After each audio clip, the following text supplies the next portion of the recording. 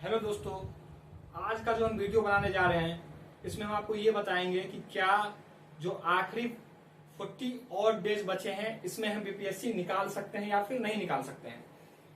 मैंने आईएएस का एग्जाम 30 दिन पढ़ के निकाला था। आईएएस 2022 का जो प्रीलिम्स था मैंने 30 दिन मैंने पढ़ के निकाला था। तो क्या इसी टेक्निक से बीपीएससी निकाल सकते हैं या फिर नहीं निकाल सकते हैं?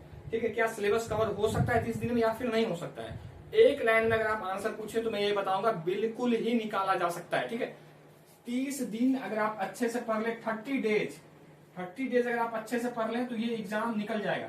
ये कोई नीट का एग्जाम नहीं है, ठीक है, मेडिकल का एग्जाम नहीं है, आईआईटी का एग्जाम नहीं है। तो ये जो हुआ बना के रखे हुए हैं कि बहुत बड़ा एग्जाम, ऐसा कुछ नहीं। इसका क्वेश्चन का लेवल बहुत इजी होता है। ठीक है, मैं ये बोल रहा हूँ इजी हो रहा है, मैं कंपेरेटिवली बोल रहा हूँ। 18 साल के बच्चे जो हैं वो नीट का एग्जाम निकाल रहे हैं, 720 में 720 ला रहे हैं। ठीक है, उनके लिए क्वेश्चन सोचिए कितना आसान हो जाए, क्योंकि नीट का क्वेश्चन का जो लेवल होता है वो भी ज्यादा होता है, आईआईटी का क्वेश्चन का लेवल तो और ज्यादा हाई होता है।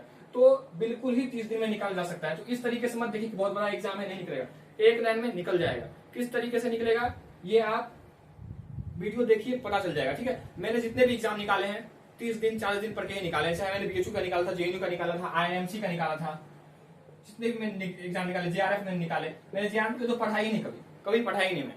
ठीक है, तो क्या बिना पढ़े ही निकाला जा सकता है? तो ऐसा भी नहीं है। ठीक है, निकालने के लिए बेस होना चाहिए, बेसिक नॉलेज आपके पास होना चाहिए, तब अगर आप 30 दिन पढ़ेंगे तो आराम से निकल जाएगा। ठीक है, मैं गारंटी देता हूँ, लिख देता हूँ, 30 दिन में निकल जाएगा। 40 दिन लेके चलिए, 30 दिन में आप उसे पढ़िए और 10 दिन रिवाइज करिए। अगर आप आज से पढ़ना शुरू भी कर देते हैं, अगर आपका बेसिक्स है, बेसिक अगर आपका स्ट्रॉन्ग है, तो 30 दिन मोर देन इनफ है। 110 नंबर आपको कोई नहीं रोक सकता है 110 प्लस लाने से। अब देखिए 110 में बोला 140 में स्टैटिक्स से, बस वो जो 10 नंबर है मैथ रीजनिंग उससे तो मैं हटा दे रहा हूँ। ठीक है, 110 नंबर आप 140 में से ला सकते हैं। किस तरीके से करना है ये मैं आपको बताता हूँ। ठीक है, अब देखिए कोई भी जो एग्जाम होता है, कोई भी अगर एग्जाम होता है तो उसके सबसे जो इंपॉर्टेंट चीज होते हैं उसमें दो चीज इंपॉर्टेंट होते हैं। ठीक है, सबसे पहला जो इंपॉर्टेंट कुछ होता है वो होता है सिलेबस। ठीक है, सिलेबस सबसे इंपॉर्टेंट चीज है किसी भी एग्जाम के लिए। कोई भी एग्जाम ले लीजिए, छोटा से लेके बड़ा, दरोगा से लेके आईएएस तक, बिना सिलेबस का एग्जाम निकालना बहुत मुश्किल हो जाता है। ठीक है, और दूसरा जो हो जाता है पीवाईक्यू, यानी प्रीवियस ईयर क्वेश्चंस। ये ही दोनों के बेस पे कोई भी प्रीलिम्स एग्जाम आप निकाल सकते हैं। ठीक है, अब आप देखिए बहुत लोग टेस्ट सीरीज बनाते हैं। ये जो 30 दिन जो बाकी है इसमें टेस्ट सीरीज बनाना मूर्खतापूर्ण है। मैंने आज तक टेस्ट सीरीज नहीं बनाया। मेरा 2021 में जो प्रीलिम्स नहीं निकला था, मैंने 1 साल पढ़ा था। ठीक है, करीब मैंने 10 से 20 हजार के बीच में 15,000 तो आराम से मैंने क्वेश्चन बनाए होंगे टेस्ट सीरीज से, मेरा नहीं निकला था। ठीक है, और मैंने 2022 में जो प्रीलिम्स निकाला 1 महीना मैंने पढ़ के निकाला। तो मैंने जब एनालिसिस किया कि गलती क्या हो रहा है, तो यही था कि मैं टेस्ट सीरीज पे भरोसा कर ले रहा था। अब आप खुद सोचिए, आपको अगर मैं क्वेश्चन सेट करने के लिए दूं, ठीक है, तो आप किस बेसिस पे क्वेश्चन को सेट करेंगे? या तो सिलेबस पे या तो प्रीवियस ईयर क्वेश्चन पे। आप क्या टेस्ट सीरीज से क्वेश्चन सेट करेंगे? एक कॉमन सेंस की बात है। आपको क्या मतलब है टेस्ट सीरीज में कुछ भी क्वेश्चन पूछ रहा है? अगर मैं आपको क्वेश्चन सेट करने के लिए दूं, या तो आप सिलेबस से पूछेंगे या तो पीवाईक्यू से पूछेंगे। और एक चीज और, या जो दूसरे एग्जाम में पूछा जा चुका है। ठीक है, अब दूसरा एग्जाम कौन है? यूपीएससी। इसके स्टैटिक्स भी तो बीपीएससी से ही स्टैटिक्स से मिलते हैं। उसके बाद कौन होगा? UP PCS. ठीक है, झारखंड पीसीएस। अगर इतना आप बना ले रहे हैं, ठीक है, अगर इसमें भी आपको लग रहा है कि क्वेश्चंस कम पड़ गए तो आप फिर भी टेस्ट सीरीज मत बनाइए। मैं आपको खुल के बोल रहा हूं, कोई नहीं बताएगा, लोगों को टेस्ट सीरीज बेचना है बेचेगा। ठीक है, आपको अगर फिर भी लग रहा है कि क्वेश्चंस कम पड़ गए तो आप क्या करिए, एनडीए का क्वेश्चन बनाना चालू कर दीजिए। एनडीए का स्टैटिक्स वहां से पूछेगा, टॉपिक रिपीट होते हैं, आप देख लीजिए। आर्टिकल 17 इस बार भी पूछा है, 69 बीपीएससी में आर्टिकल 17 पूछा है, और ये दरोगा में भी पूछेगा, एनडीए में भी पूछेगा। अभी टेस्ट सीरीज से बोलेगा कि मेरे में से क्वेश्चन आ गया। अब टेस्ट सीरीज तो पीवाईक्यू से ही क्वेश्चन आ रहा है, तो सबसे जो बेसिक सोर्स आपके पास होना चाहिए वो आपके पास होना चाहिए पीवाईक्यू, प्रीलिम्स निकालने के लिए प्रीवियस ईयर क्वेश्चन। अब देखिए सिलेबस की जहां तक बात है बीपीएससी में, मैं सिलेबस की बात कर दे रहा हूं। ठीक है, तो बीपीएससी का सिलेबस वेल डिफाइंड नहीं है। बीपीएससी का सिलेबस का कोई काम नहीं है।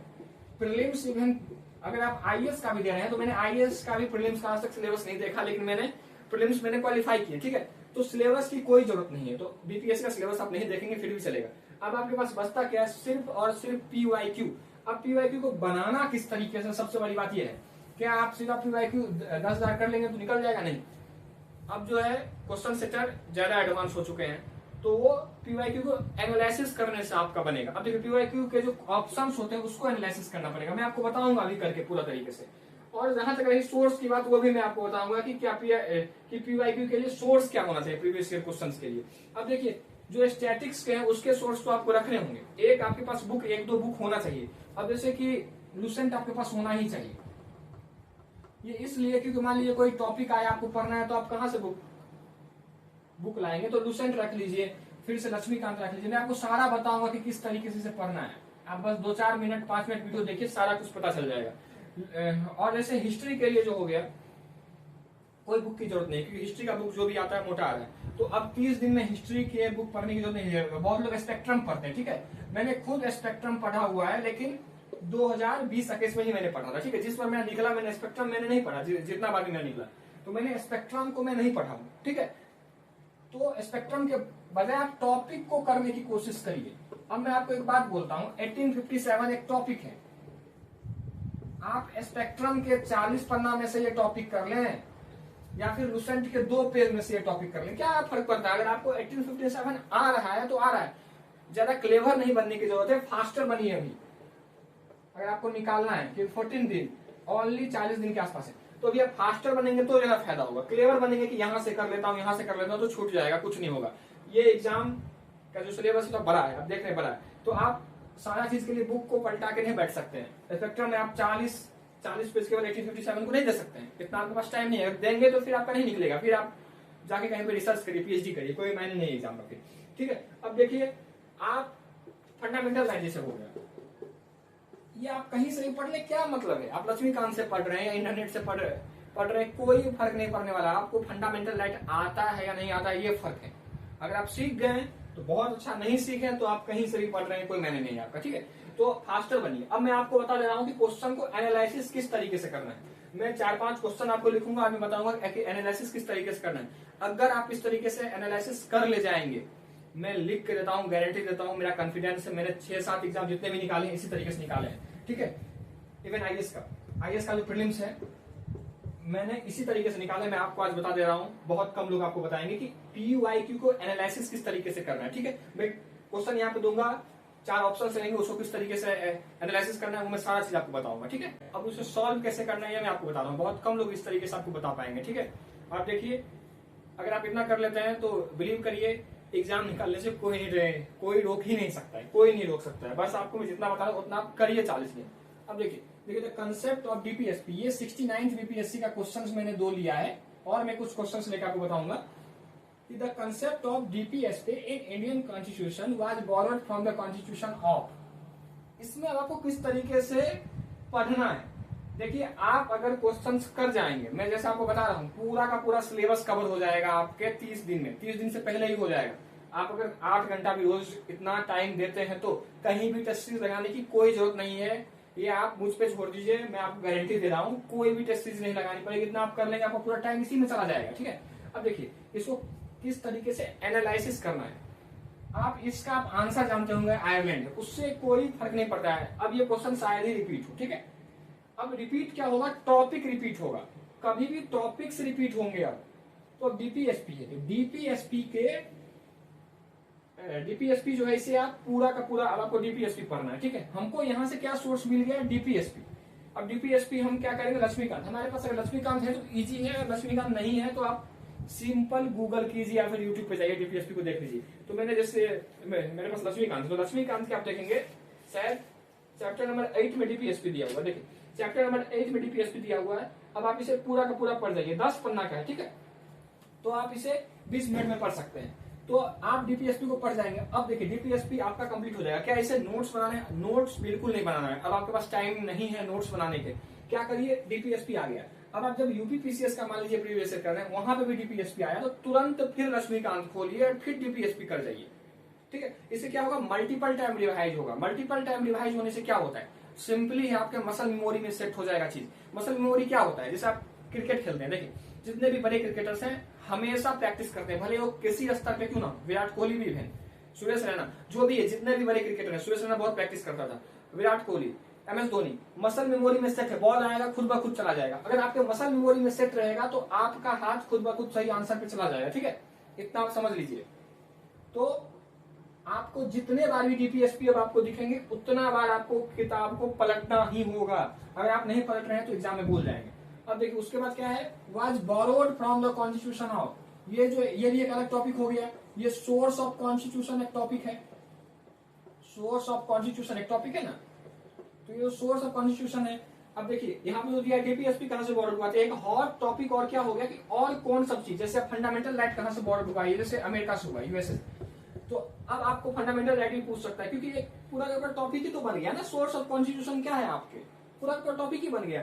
अब आपको पूछेगा इमरजेंसी कहां से लिया गया है, फंडामेंटल ड्यूटी कहां से लिया गया, तो इस सब चीजों के लिए तैयार रहिए। अब ये नहीं बोलिए कि प्रीवियस ईयर से नहीं पूछा, अगर इसमें से कुछ भी पूछ रहा है तो ये प्रीवियस ईयर से ही पूछना माना जाएगा, ठीक है। अब इस तरीके से आप करेंगे, बताइए कोई आपका क्वेश्चन छूटेगा, आपका सिलेबस का कोई पार्ट छूटेगा? बिल्कुल नहीं छूटेगा। अगर आप एक बार बना जाते हैं क्वेश्चन को इस तरीके से, तो एक क्वेश्चन से आपके 5-6 क्वेश्चन निकलेंगे, ठीक है। तो आप 100 बना जाते हैं तो 500 क्वेश्चन आपके बन जाएंगे, और सिलेबस समझिए पूरा का पूरा कंप्लीट हो जाएगा। सारे सब्जेक्ट्स में यही रूल फॉलो होंगे। अब मैं आपको अगला बता रहा हूँ, देखिए एक क्वेश्चन क्या था हिस्ट्री से, Ashtapradhan was a council of ministers in Chola administration, in Gupta administration, Maratha या विजयनगर। आंसर तो मराठा है, तो क्या आप आंसर कर लेंगे तो आपका निकल जाएगा क्या? अब थोड़े ना रिपीट होगा ये जो मराठा है, अब रिपीट नहीं होगा। वो भी गया तो आपका लक बहुत अच्छा है, इसीलिए रिपीट हो जाएगा। अब इसमें आपका रिपीट क्या होगा, देखिए अब जो चोल एडमिनिस्ट्रेशन है, अगर ऑप्शंस में दे दिया कोई चीज तो समझिए कमीशन की नजर इस पे है, चोल सारा करके जाइए। ये चोल में से कुछ भी पूछ सकता है आपको। गुप्ता एडमिनिस्ट्रेशन, गुप्ता से क्वेश्चन पूछेगा क्योंकि ऑप्शंस में है इसके भाई, इसके अगर ऑप्शंस में है तो यहाँ से पूछेंगे ही पूछेंगे। मराठा फिर से पूछ सकता है, यही ना पूछे मराठा के बारे में कुछ और पूछ ले, शिवाजी के बारे में कुछ और पूछ ले, विजयनगर वैसे भी वेरी हॉट टॉपिक रहता है। तो ये जो 4 टॉपिक आपके बन गए, सीधा गूगल करिए, या तो गूगल करिए या तो यूट्यूब से देखिए। अब किस तरीके से कर रहे हैं कोई फर्क नहीं पड़ता, आपको आना चाहिए। अब ये मत सोचिए कि मैं इसके लिए RS शर्मा पढ़ूंगा तो ये पढ़ूंगा, तो इसकी कोई जरूरत नहीं है। आप कहाँ से पढ़ते हैं, डोसेंट से पढ़ते हैं, कोई भी फर्क नहीं पड़ता है, ठीक है। तो आपको बस आना चाहिए। चोल एडमिनिस्ट्रेशन का ऊपर का चीज। अब देखिए अष्टप्रधान बहुत ही कॉमन चीज है, कॉमन चीज ही पूछा है तो कॉमन चीज ही पूछेगा यहाँ से भी। तो क्या इसका मतलब ये अगर नहीं पूछा तो प्रीवियस ईयर नहीं होगा क्या? इसमें से कुछ भी पूछेगा प्रीवियस ईयर ही होगा। इसी तरीके से आपको करना है। मैं आपको कुछ और मैं आपको कुछ क्वेश्चन बना के मैं दिखा देता हूँ कि किस तरीके से हमें एनालिसिस करना है, ठीक है। एनालिसिस करना है, 2 क्वेश्चन और देख लेते हैं, ठीक है। अगर आप ये कर लीजिएगा फिर मैं बता रहा हूँ एग्जाम निकल जाएगा। 2 क्वेश्चन और देख लेते हैं। Which of the following statement about the Vernacular Press Act was correct? अब देखिए इसमें से किस तरीके से हमें क्वेश्चन निकालने हैं एग्जाम के लिए, या फिर किस तरीके से एनालिसिस करना है। अब देखिए इसमें क्या है, वर्नाकुलर प्रेस एक्ट ये कब आया था, ये ज्यादा इंपॉर्टेंट अब हो जाएगा। ये पूछ सकता है वर्नाकुलर प्रेस एक्ट कब आया था, तो एक ये टॉपिक यहाँ से बन गया, ठीक है। और देखिए और सबसे इंपॉर्टेंट टॉपिक क्या बन गया कि गवर्नर जनरल या वाइसराय से क्वेश्चन पूछ रहा है। देखिए लॉर्ड लिटन हो गया, ये वाइसराय है, ठीक है। तो यहां से आपको पूछेगा, इसका मतलब है कि लॉर्ड लिटन अगर पूछ दिया है तो लॉर्ड रिपन भी पूछ सकता है। देखिए लॉर्ड रिपन ने भी क्या इंपॉर्टेंट काम किया, वो भी अब पूछ सकता है। इसी तरीके से जितने भी वाइसराय है, लॉर्ड कैनिंग है, जो भी है, उनके क्या सब इंपॉर्टेंट काम है ये भी आपको पूछ सकते हैं। तो हमको एक चीज पता चल गया है कि गवर्नर जनरल इंपॉर्टेंट टॉपिक बन गया यहाँ से।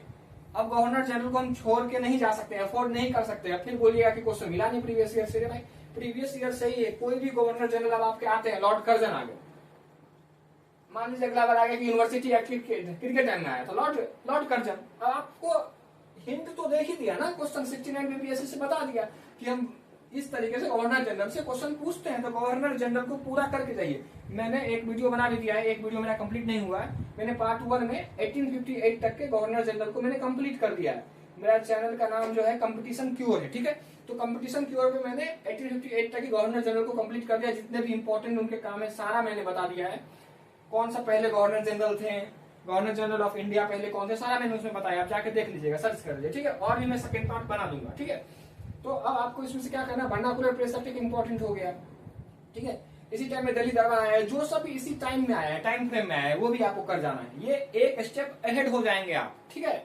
अब जैसे ये 1858 से लेकर के अब 1900 तक आप कर लीजिए, क्योंकि उसी बीच में से ये क्वेश्चन आ रहा है। तो 1858 से 1900 तक में जितने भी इंपॉर्टेंट गवर्नर जनरल थे सारा को आप कर जाइए, और एक स्टेप अहेड हो गए आप, ठीक है, इस तरीके से आपको सोचना है। प्रीवियस ईयर पे ही टाइम को व्यतीत कीजिए, जितना भी आपके पास टाइम बचा है प्रीवियस ईयर पे आप दीजिए, एनालिसिस कीजिए, जिस तरीके से मैं बताता हूँ उसी तरीके से करिए, ठीक है। अब देखिए जैसे पॉलिटी का एक और क्वेश्चन देख लेते हैं। Untouchability is एबोलिश्ड by which article of the constitution. ये तो बच्चा वाला क्वेश्चन है, आपको लगेगा ये क्या पूछ दिया, आर्टिकल 17। ये जब हम बीएचयू का एग्जाम देने जाते थे ना 16-17 साल में, ठीक है, इलाहाबाद यूनिवर्सिटी का, ये सब में पूछता था ये। अब वहां से क्वेश्चन उठा के पूछ रहा है, क्योंकि ये क्वेश्चन पूछा जा चुका है एक बार, कहीं अगर पूछ दिया ना तो वो क्वेश्चन वीवीआई यूं ही हो जाएगा। इसीलिए मैं बोला प्रीवियस ईयर करिए भाई। अगर नहीं कुछ मिल रहा है तो सीयूईटी का जो एग्जाम होता है ना, वहां से पूछने की ज्यादा संभावनाएं होंगी। जो ग्रेजुएशन लेवल का एग्जाम होता है ना एंट्रेंस, वहां से पूछने की ज्यादा संभावनाएं होंगी, बजाय कि टेस्ट सीरीज का आपका पूछेगा। इससे क्लियर मैं और कुछ नहीं बोलूंगा, ठीक है। अब देखिए इसको किस तरीके से करना है। तो अनटचेबिलिटी जो है ये किस आर्टिकल से एबोलिश हुआ, तो 17। अब आपको आ गया, 17 से नहीं पूछेगा, अब आपको पूछेगा आर्टिकल 14 क्या है, आर्टिकल 15 क्या है, आर्टिकल 16 क्या है और आर्टिकल 17 क्या है, ठीक है। ये 4 जो आर्टिकल है ये अब इंपॉर्टेंट हो जाएंगे। मैं तो कहूंगा कि ये फंडामेंटल राइट है ना, पूरा फंडामेंटल राइट ही इंपॉर्टेंट हो जाएंगे। अब आप क्या करिए, फिर से लक्ष्मीकांत उठाइए, ठीक है। इसमें जितने भी फंडामेंटल राइट से रिलेटेड चीजें पढ़ जाइए। कितना मिनट लगेगा, 20 मिनट, 30 मिनट, 1 घंटा लगेगा, फंडामेंटल राइट कंप्लीट हो जाएगा। लेकिन छोड़ नहीं देना है। फिर इसके बाद अगर फंडामेंटल राइट फिर से आपको 68 बीपीएससी में दिखे तो फिर से पढ़िए। मैं इसीलिए बोल रहा हूँ कि एक बार फंडामेंटल राइट पढ़ने से आपका कंसेप्ट क्लियर नहीं होगा, अगर आप ज्यादा बार नहीं पढ़े तो, ठीक है। अब आपको यूबीपीसीएस में दिखेगा फंडामेंटल राइट, फिर से फंडामेंटल राइट के लिए लक्ष्मीकांत उठाई पढ़ जाइए। 4-5 बार पढ़ जाएंगे तो कहीं आपको नोट करने की जरूरत पड़ेगी, कॉमन सी बात है, मसल मेमोरी में सेट हो जाएगा। मसल मेमोरी में सेट हो गया तो एग्जाम यूं ही निकल जाएगा आपका, ठीक है। अब मैं आपको बताता हूं कि कितने बार इसे करना है, ठीक है। अगर आपके पास क्वेश्चंस कम है, जैसे बीपीएससी का भी क्वेश्चन 2-3 साल का ही है जब से सिलेबस चेंज हुआ है, तो आप 2-3 बार कर लीजिए ना। एक ही प्रीवियस ईयर को 2-3 बार कर लीजिए, जितना बार करिएगा उतना बार आपका रिवाइज होगा।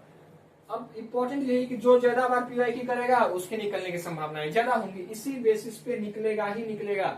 मैं भी निकाल चुका हूं, मैंने बीपीएससी का नहीं दिया, आईएएस का एग्जाम जो मैं दिया था, मैं अगर आईएएस का निकाल सकता हूं तो बीपीएससी का आप लोग क्यों नहीं निकाल सकते हैं, ठीक है। मैं बीपीएससी नहीं देता हूं, तो अगर मैं आईएएस का निकाल सकता हूं तो बीपीएससी का यूं ही आप निकाल सकते हैं, क्यों नहीं निकाल सकते हैं भाई। आदमी नीट का, देखिए नीट जो होता है ना, मैं तो ये मानता हूं कि नीट आईआईटी का जो है ना, ये लोग प्रीवियस ईयर के बेसिस पे निकाल दे रहे हैं। इतना हार्ड एग्जाम, बीपीएससी कुछ है, बच्चा एग्जाम है भाई, नीट के सामने, आईआईटी के सामने, इसका प्रीलिम्स बच्चा ही है ना। तो अगर ये लोग निकाल दे रहे हैं, 18 साल के लड़के निकाल दे रहे हैं, 19 साल के लड़के निकाल दे रहे हैं, अगर प्रीवियस ईयर के बेस पे निकाल दे रहे हैं ये सब बार बार पढ़ करके, तो आप प्रीवियस ईयर के बेस पे क्यों नहीं निकाल सकते। मैं तो यहाँ पे 1 मंथ दिया था 2022 में, 1 मंथ मैंने 2022 में दिया था और ये एग्जाम मेरा निकल गया था। बाकी जो भी है जेआरएफ के लिए तो मैं पढ़ा ही नहीं। अब मैं यही बता रहा हूँ कि क्या आप भी 1 महीना केवल काफी है। देखिए 1 महीना तब मैंने दिया था जब मैंने 1 साल में पढ़ा था, ठीक है। बीच में मैंने गैप ले लिया था भले ही, लेकिन मैं पढ़ा था, ठीक है। जब मैं बीएचयू में था तो मैं पढ़ता था, सिलेबस मेरा कंप्लीट था, तब मैंने 1 महीना दिया। आप लोग तो पढ़े ही होंगे ना। अब सीधा तो आप 1 महीना में नहीं बोल सकते कि मैं निकाल दूं भाई। 1 महीना में मैं तब बोला जो आपके बेसिक पूरे कंप्लीट हैं, ठीक है। आपको पता है कि क्या सब आ सकते हैं क्या नहीं आ सकते हैं। और फिर सबसे इंपॉर्टेंट चीज जो आ जाता है, अब मैं बहुत इंपॉर्टेंट चीज बोलने जा रहा हूं, इसे आप ध्यान रखिए। कॉमन सेंस, कॉमन सेंस जो है ना, इस पे आप 40 क्वेश्चन को सॉल्व कर ले जाएंगे।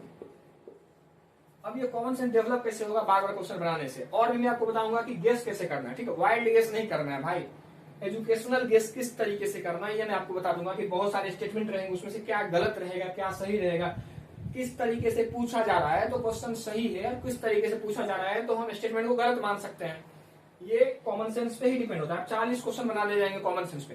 तो देखिए तैयारी करना एक चीज है, 50% और कॉमन सेंस 50%। जिसका कॉमन सेंस हाई है अपने आप वो एग्जाम में एज पा लेगा, ठीक है। आप किसी से भी पूछ लीजिए, बहुत लोग कॉमन सेंस के बेसिस पे बहुत सारे एग्जाम निकाले, मैंने खुद ही बहुत सारे एग्जाम निकाले कॉमन सेंस पे। कॉमन सेंस आपका होना ही चाहिए। अब कॉमन सेंस बढ़ता बहुत चीजों से, एक दिन तो बढ़ नहीं जाएगा, लेकिन तत्काल आपको कॉमन सेंस बढ़ाने के लिए सबसे इजी चीज जो मैं बोल रहा हूँ, आप प्रीवियस ईयर क्वेश्चन करिए, ठीक है। कॉमन सेंस आपके बढ़ जाएंगे कि किस तरीके के क्वेश्चन ज्यादा सही हो रहे हैं, ये भी कॉमन सेंस ही है। बाकी आप न्यूज़पेपर पढ़ेंगे, बहुत सारे बुक्स पढ़ेंगे, आप देखेंगे आईआईटी के बच्चे क्यों एक्सेल कर जाते हैं, उनका कॉमन सेंस बहुत हाई होता है, उनकी इंग्लिश अच्छी होती है। इंग्लिश अच्छी किस तरीके से हुई, सबसे बड़ी बात ये, तो वो क्या करते हैं, नोबल पढ़ते हैं भाई। चेतन भगत का ही नोबल पढ़ो भाई। अब बिहार के कॉलेज में कुछ पढ़ाई नहीं होता, कॉमन सेंस ही डल हो जाता है, सीधा वो सोचता है कि हम निकाल दे एग्जाम, ठीक है। आईआईटी का बच्चा तो देता भी नहीं एग्जाम, आईआईटी के स्टूडेंट जो होते हैं बीपीएससी देते ही नहीं है, बहुत कम स्टूडेंट बीपीएस देते हैं, आईएससी देते हैं या फिर अच्छे जगह पे जॉब करते हैं। तो सबसे बड़ी बात है कि ये अपने आप से कंप्रोमाइज भी नहीं करते हैं। यहाँ बिहार में क्या है, कंप्रोमाइज ही लाइफ हो गया है कि भाई जो एग्जाम में निकल जाएगा, उससे पहले ही आप किताब खोलते हैं एग्जाम से 2 महीना पहले, ठीक है। तो आपको क्या है ना, पहले अगर सिलेबस अगर आपका कंप्लीट है, ठीक है, पूरा सिलेबस नहीं भी कंप्लीट है, तो एक बार आप इस तरीके से पीवाईक्यू अगर आप कर जाएंगे तो सबसे अच्छी चीज क्या हो जाएगी पता है आपको, सिलेबस आपका यूं ही कवर हो जाएगा। तो अब आपको टेस्ट सीरीज बनाने की कोई जरूरत है ही नहीं, कोई जरूरत नहीं टेस्ट सीरीज बनाने की, टाइम वेस्ट ना करें। अगर आप प्रीवियस ईयर क्वेश्चन को कर लें, भाई सिंपल सी बात है, अगर आप क्वेश्चन हम बनाने के देंगे तो आप प्रीवियस ईयर और सिलेबस 2 ही चीज आपके पास सोर्स है, या फिर बजाय इसके कि दूसरा एग्जाम क्या पूछ रहा है वहां से भी क्वेश्चन आ सकते हैं, ठीक है। यहाँ से भी क्वेश्चन आ सकते हैं कि दूसरा एग्जाम में क्या क्वेश्चन पूछा गया, जैसे यूपी पीसीएस क्या पूछा, यहाँ इसको भी 4 साल करिए, झारखंड पीसीएस को भी करिए 4 साल, ठीक है। इसी तरीके से एनडीए का करना शुरू कर दीजिए, यूपीएससी को 5 साल, यूपीएससी का हिस्ट्री, ज्योग्राफी, पॉलिटी 5 साल का कर लीजिए। टॉपिक इससे बाहर थोड़े ना आएंगे, टॉपिक तो यही आएंगे। तो हमको लगता है कि आज जो आप इतना जो मैं आपको बताया हूं इसे आप सीख लीजिए और एक टास्क ले लीजिए कि जो 69th बीपीएससी है, जिस तरीके से मैंने बताया उसी तरीके से आप टॉपिक वाइज एनालिसिस करेंगे। उसका 20 क्वेश्चन को आज आप एनालिसिस करिए ना, आपका देखिए 4-5 घंटा उसी में चला जाएगा, आपको टाइम ही नहीं मिलेगा कि कुछ और करें, ठीक है। इसी से आपका एग्जाम निकलेगा। तो कॉमन सेंस को डेवलप करने का कोशिश करिए, प्रीवियस ईयर को देखिए, प्रीवियस ईयर के साथ साथ दूसरे एग्जाम को भी प्रीवियस ईयर जो एक बार पूछा जा चुका है। फिर मैं बता रहा हूं, अगर आपको लगता है कि क्वेश्चन जो है टेस्ट सीरीज से आएंगे तो बहुत कम संभावना है, 10,000 क्वेश्चन बनाएंगे तो 2 पूछे जाएंगे। प्रीवियस ईयर अगर 10,000 बना लेंगे जिस तरीके से बताया हूं तो 100 क्वेश्चन पूछेंगे, ठीक है। तो हमको उम्मीद है कि आप जो है सीख लिए होंगे। आज आप 69 बीपीएससी का 20 क्वेश्चन बनाइए, बाकी आप ये चैनल को सब्सक्राइब कर दीजिए, जिससे मैं और भी जो वीडियो बनाऊंगा तो आपको फायदा ही होगा, ठीक है। Thank you.